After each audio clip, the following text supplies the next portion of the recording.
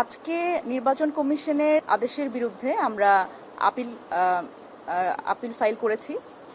তো এবং আগামী কালকে সকাল 10:30টায় ইলেকশন কমিশনের পক্ষ থেকে একটা শুনানির সময় দিয়েছে। ইনশাল্লাহ কালকে এখানে আমরা শুনানির জন্য আসবো আবার।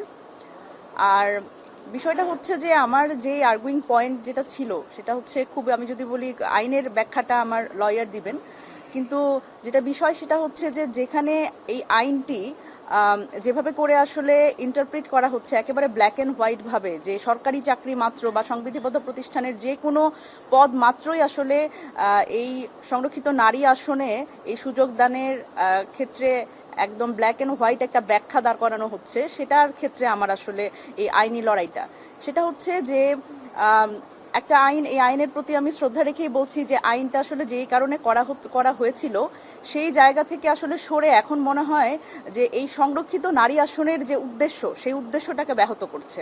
কারণ আমি মনে করি যে একজন ব্যাংক কর্মকর্তা, একদম এন্ট্রি লেভেলের ব্যাংক কর্মকর্তা যার 2 বছর চাকরির বয়স, তার পক্ষে কোনোভাবেই প্রশাসনিক জায়গা থেকে কাউকে সুবিধা প্রদান বা প্রশাসনিক কোনো দায়িত্বে আসলে সে থাকে না। এটা যারা ব্যাংকে চাকরি করেন প্রত্যেকেই জানেন।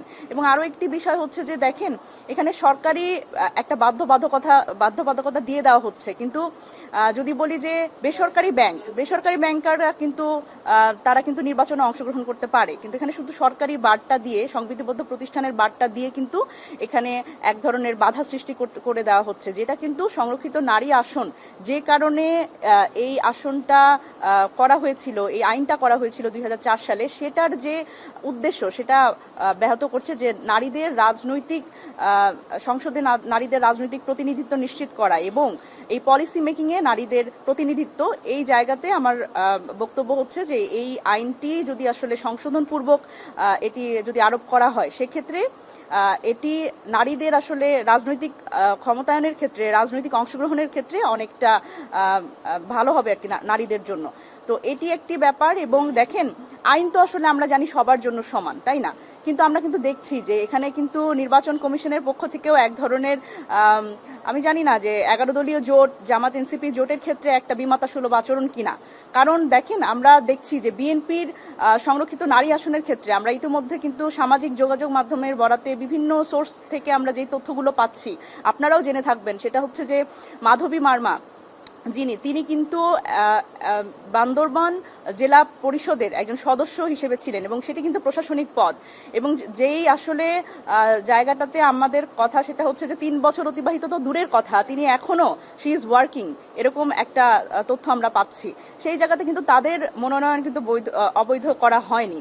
এবং দেখেন, এখানে আরো একটি আরপিওতে আরো একটি ব্যাপার আছে, সেটা হচ্ছে যে যদি কোনো নন গভর্নমেন্টাল অর্গানাইজেশনে যেটা আসলে বিদেশি ফান্ডিং এ যেটা আসলে চালিত হয়, সেই জায়গায় কোনো এক্সিকিউটিভ পদে কেউ থাকতে পারবে না। কিন্তু আমরা কিন্তু দেখছি যে একজন বিএনপির মনোনীত একজন সংরক্ষিত নারী আসনের প্রতিনিধি, তিনি কিন্তু ব্র্যাক ইন্টারন্যাশনালের সিনিয়র এক্সিকিউটিভ পদে ছিলেন। সুতরাং এই জায়গাগুলোতে এক ধরনের বিভক্তি তৈরি করা হচ্ছে এবং আসলে আইন যে সবার জন্য সমান সেটা কিন্তু আমরা দেখতে পাচ্ছি না। সেই জায়গা থেকে আমার বক্তব্য হচ্ছে যে এই আমার যে আইনটা সেটি আসলে একেবারে ব্ল্যাক অ্যান্ড হোয়াইট ভাবে আরোপ করা হচ্ছে এবং সেই আইনের যে সত্যিকার অর্থে যেটার কারণে আইনটা হয়েছিল সেই জায়গা থেকে, আমি তো কোনো সচিব না বা সেরকম, আমার যদি আমি ব্যাংকের এমডি হতাম অথবা ম্যানেজার হতাম, সেই জায়গা থেকেও এক ধরনের হয়তো এই জায়গায় একটা ক্ষমতা অপব্যবহার করা বা ক্ষমতা আরোপ করার একটা ব্যাপার থাকতো, সেটি কিন্তু আমার ক্ষেত্রে নেই। সেই জায়গা থেকে এই আইনের স্পিরিটের জায়গাতে আমার আসলে মূল আর্গুমেন্টটা। এবার আইনের ব্যাখ্যার জায়গাটাতে আমার লয়ার কথা বলবেন, একটু আপনারা শুনবেন। ধন্যবাদ। আমি অ্যাডভোকেট আরমান হোসেন। তো আমরা গত 23 তারিখে রিটার্নিং কর্মকর্তা কর্তৃক মিস মনিরা শারমিনের যে মনোনয়নপত্র বাতিলের আদেশ, সে আদেশের বিরুদ্ধে আজকে আপিল দায়ের করেছি। তো এই আপিল দায়েরের ক্ষেত্রে আমরা যে আইনের অধীনে মিস মনিরা শারমিনের মনোনয়নপত্র বাতিল করা হয়েছে সে আইনের বিরুদ্ধে নয়, বরং এই আইনকে যেভাবে ইন্টারপ্রেট করা হয়েছে এবং সেই ইন্টারপ্রিটেশনের বেসিসে যেভাবে রিটার্নিং কর্মকর্তা ডিসিশন নিয়েছেন, সেই ইন্টারপ্রিটেশন এবং ডিসিশনের এগেইনস্টে আমরা আপিলটি দায়ের করেছি।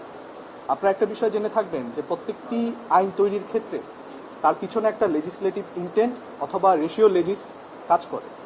তো আরপিও 1972-এর আর্টিকেল 12(1)(f) এর যে আইনটি, যার মাধ্যমে একজন সরকারি কর্মকর্তা বা সংবিধিবদ্ধ প্রতিষ্ঠানের কর্মকর্তাকে নির্বাচন করতে হলে 3 বছরের রেজিগনেশন পিরিয়ডের যে কথা বলা হয়েছে, সেটা ইন্টেন্টটা হচ্ছে যেন একজন সরকারি কর্মকর্তা, উচ্চপদস্থ কর্মকর্তা, যিনি হয়তো মন্ত্রণালয়ের সচিব হতে পারেন, কোনো সংবিধিবদ্ধ প্রতিষ্ঠানের এমডি হতে পারেন বা আরও উচ্চ কোনো পদ ধারণ করতে পারেন, তিনি যেন সরকারের সাথে কোনো প্রকার আনডিউ অ্যাডভান্টেজ প্রদান করে পরবর্তীতে নির্বাচনের সময় যেন সে আনডিউ অ্যাডভান্টেজের ফলাফল নিজ ঘরে তুলতে না পারে, অথবা সে আনডিউ অ্যাডভান্টেজ দেওয়ার কারণে সরকারকে যেন তিনি নির্বাচনের সময় সরকারের কাছ থেকে কোনো পুরস্কৃত হতে না পারেন এমপি মনোনয়ন পেয়ে, এরকম একটা ইন্টেন্ট অথবা রেশনালিটিকে ধারণ করে এই আইনটা প্রণয়ন করা হয়েছে।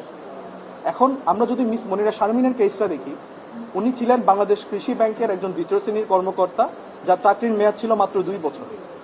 এবং বাংলাদেশ কৃষি ব্যাংকের দ্বিতীয় শ্রেণীর একজন কর্মকর্তা, তিনি তার এই পদের মাধ্যমে সরকারকে কোনো আনডিউ অ্যাডভান্টেজ প্রদান করবেন অথবা সরকার কর্তৃক সে আনডিউ অ্যাডভান্টেজ পাওয়ার কোনো এন্টাইটেলমেন্ট রাখবেন, এরকম কিন্তু সম্ভাবনা মোটেও তৈরি হয় না।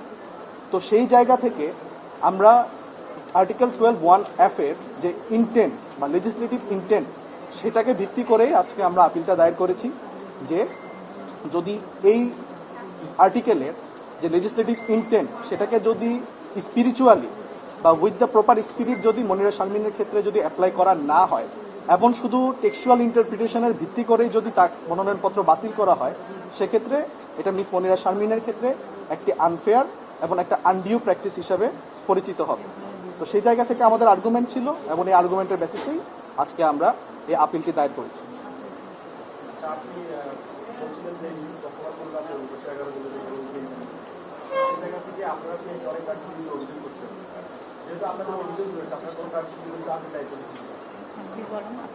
দেখুন, আপিল দায়ের করার ক্ষেত্রে এখানে কিছু লিগাল ইস্যুস আছে, বা এখানে আপিল দায়ের করার ক্ষেত্রে যেমন অন্যান্য সংসদীয় আসনে যিনি একজন সংসদ সদস্য পদপ্রার্থী, তার প্রতিপক্ষ প্রার্থীরা হচ্ছে আপিল দায়ের করতে পারেন। নির্বাচন কমিশনের সংরক্ষিত নারী আসনের ক্ষেত্রে আপিল দায়ের করার পদ্ধতিটা ভিন্ন। সো সেই জায়গা থেকে আমরা লিগাল কোয়ালিফিকেশন বা লিগাল ডিসকোয়ালিফিকেশনের বিষয়টা মাথায় রেখে হয়তো আপিল করা হবে, কিন্তু এখনো পর্যন্ত পার্টিগতভাবে আমরা কোনো আপিল দায়ের করা হয়নি এনসিপির পক্ষ থেকে। সেই জায়গা থেকে আপিল দায়ের করা হয়। Thank you.